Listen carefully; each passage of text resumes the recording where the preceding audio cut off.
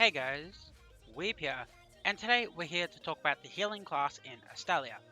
Before we get into the healer class, I would like to give a little disclaimer that again, some abilities are being changed throughout the classes when going into global, so some of the skills may be slightly adjusted. Any skills or any knowledge that has been changed will be updated. Okay, so let's have a look at the healer class's strengths and weaknesses. First up, we have the difficulty, which is said to be 3 stars by the official Astellian Discord and website. So I would say this is about right. A healer can go, I'd say, anywhere between 2-star and 4-star difficulty, depending on your party. Basically, if they can dodge, it's really easy. If they can't dodge, not so much. Okay, so the healer class has strong crowd control abilities. It has a couple of hard stuns and slows, so it's actually pretty good when it comes to taking on single mobs by itself or kiting around. Not necessarily as good at bosses though, because a lot of bosses are either immune to slow or stuns and will catch up with you. Next up, we have Reincarnation. So Reincarnation is the ability to bring somebody back to life. So it imbues the caster with Reincarnation through Divine Power. Reincarnation allows the caster to resurrect when they are dead. Basically an auto revive. So after you die, you can revive. Now we'll talk about this a little bit later in the video and what you can do with it, but it is a very powerful ability, not something that healers usually have in an MMO. Okay, next up is strong save party abilities. So basically the ability to instantly clutch save a party, hence they mess up. So things like redemption and devotion. Not that you're going to really want to be using because they got massive mana cost, but you can save a party relatively quickly as a healer, as you would expect. Weakness, mana issues. So when leveling up, you're going to find that you have a lot of mana issues, but as you acquire more gear later in Astellia, your mana issues are not going to be quite as bad. The mana issues are very noticeable when leveling up, but when you hit 50 and get more gear, it's not as bad. People that complain about mana, even at level 50, are people that use abilities like this with 3000 mana cost, and this with a 5000 mana cost using your total MP bar, a bit like this. And then they complain about mana, so it's not that the class has like unbelievably bad mana regeneration, it's just that people don't do it correctly. Okay, so next up is the lack of DPS. So the class does have some DPS abilities which can help you leveling up, and they can be used in between heals on bosses, but as you can imagine on the healer, not very strong. So generally I would focus on heals first primarily, and your DPS is going to be like 10% of other people, like the total dungeon, so don't worry if you can't weave it in between your heals.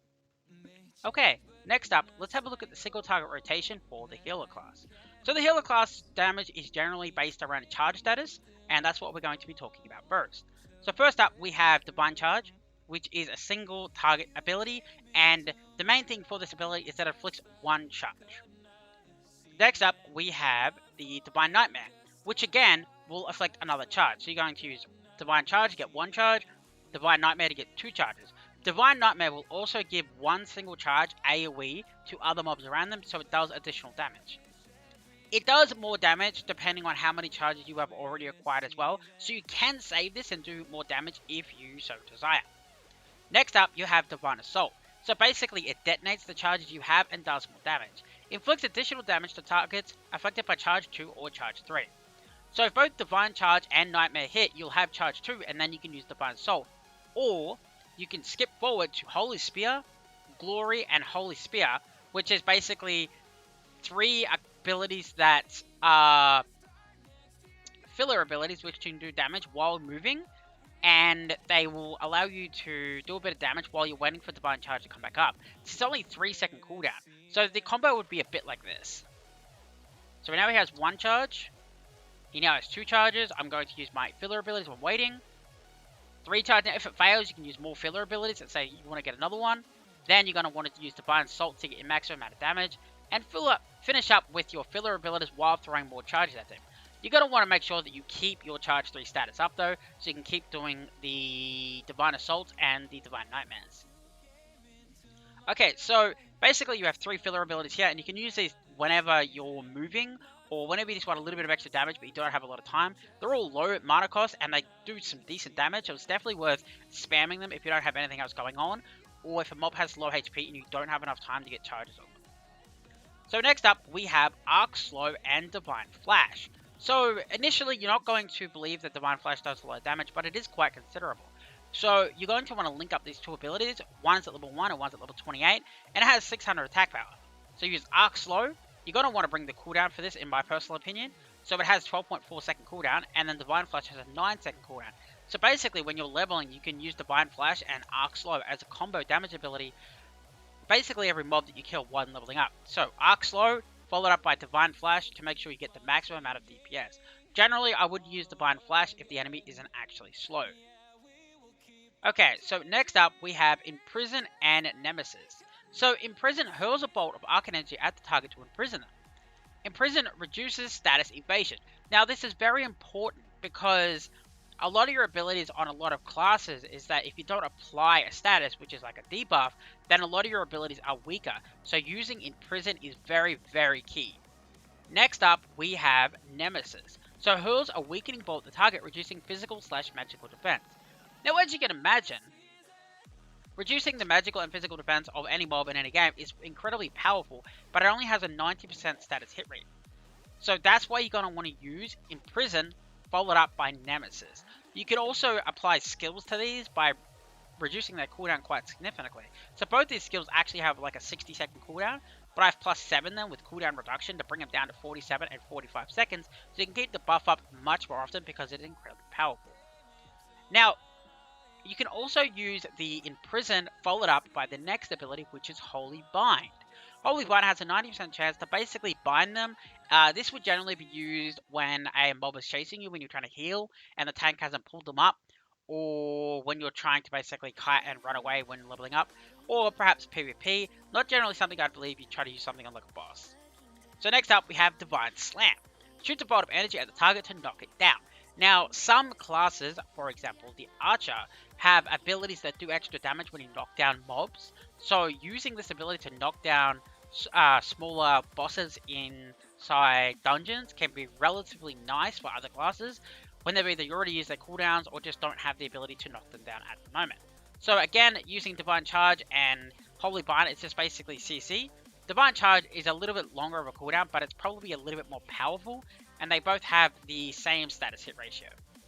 Okay, so next up, let's have a look at the healing abilities.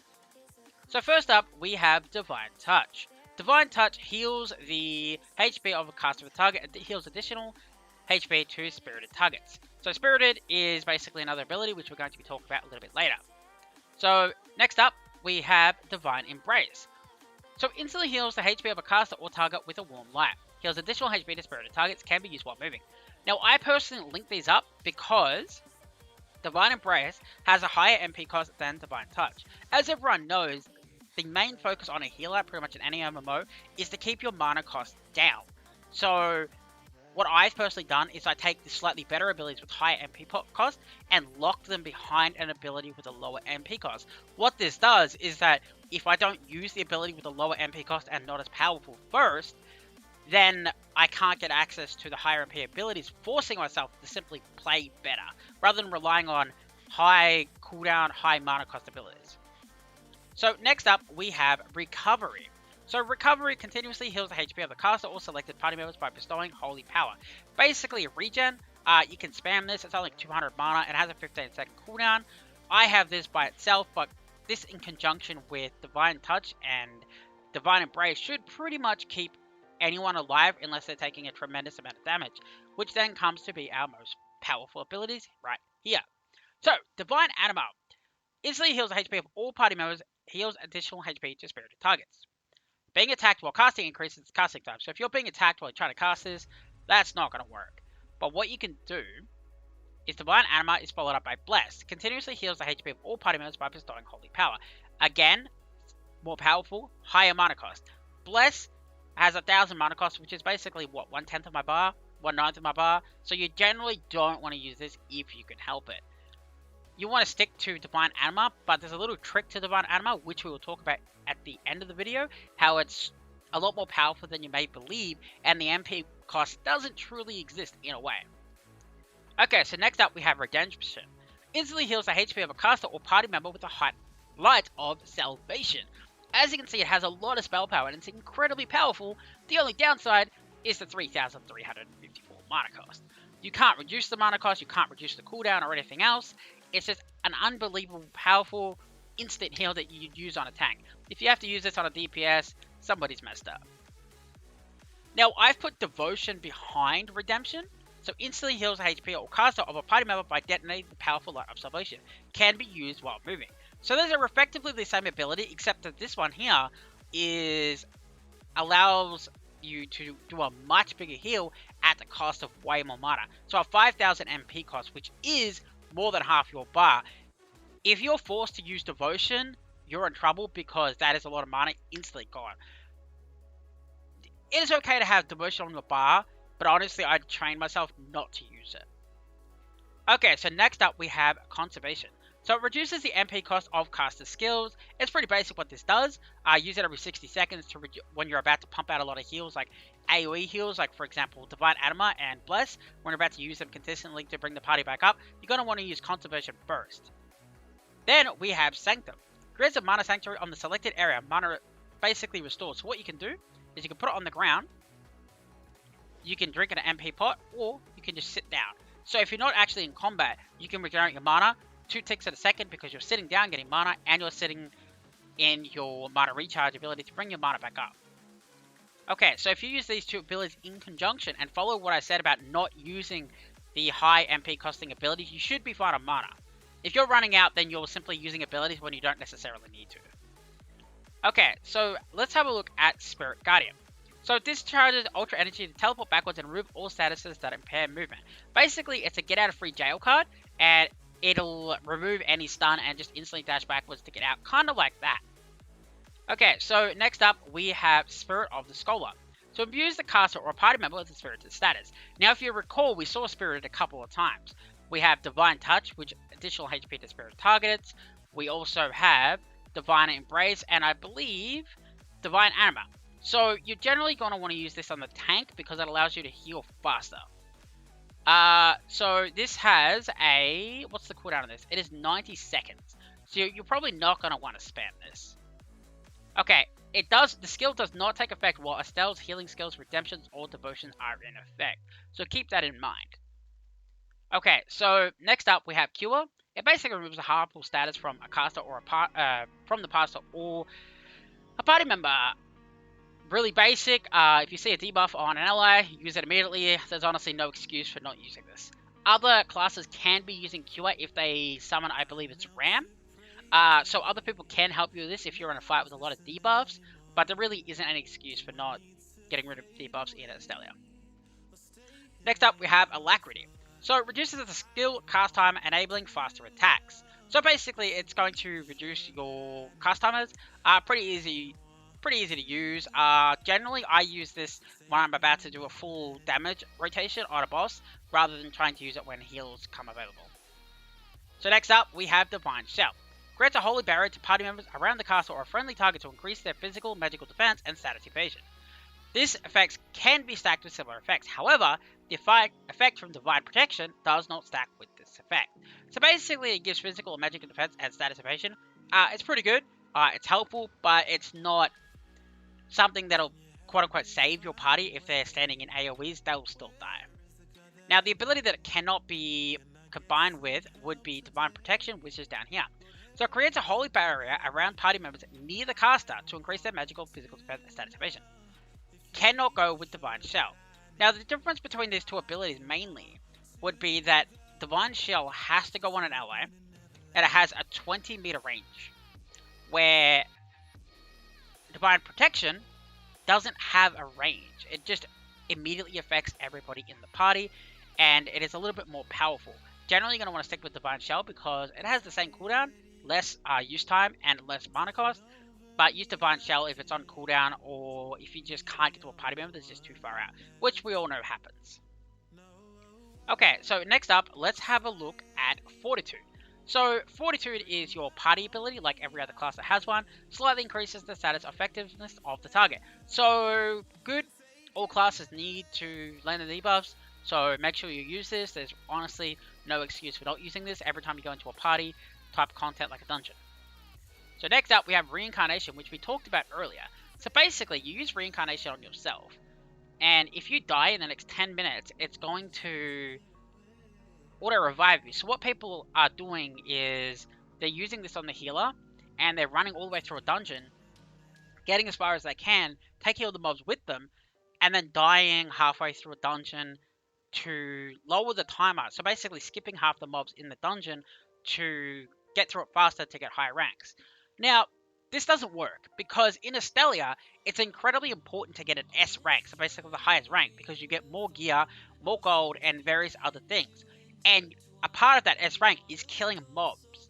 So if you skip mobs and increase the time, your mob score is going to outweigh the time that you saved, and you're not going to hit an S rank. So don't let anyone convince you into using this ability and running through a dungeon, because it's not the way it's done. So next up, we have Resurrection and Mass Resurrection. So Resurrection, basically, single ally, revives them, as you can imagine. Now, Mass Resurrection, as you can imagine, revives everybody, but it has a massive cooldown. So generally, you're going to want to use Resurrection unless you absolutely have to use Mass Resurrection. Here we have Glaciation, which is a ability related to Estelles, which we will talk about in a moment. So, let's have a look at some of the advanced classes. So, the three advanced classes for the Priest would be Cleric, Shaman, and Oracle. So, the Cleric increases magic attack, spell power, for every level of enhancement. First up, we have Divine Illusion. Shoots an arc energy at the target. Basically, it does damage. Divinity increases spell power with the power of prayer. Now, this could be pretty good. It can heal, increase heals, etc., etc. So, pretty neat buff for a healer. Next up, we have Divine Slam. So, basically, it makes Divine Slam more powerful, higher mana cost, and with the same cooldown. Now, I'm not entirely sure why you would want to use this, because it does knock them down and do a bit of damage, but overall, it's not very helpful in my personal opinion. So would you go down this entire tree to unlock the Awakening skill before going into another tree? No. Next up, we have the Shaman. So in my personal opinion, the Shaman is not really a PvE, and you're going to see why. So we have Divine Flash. Summons a totem of blindness centered on the caster. Blinds all targets within range for a duration of the totem and reduces caster's threat.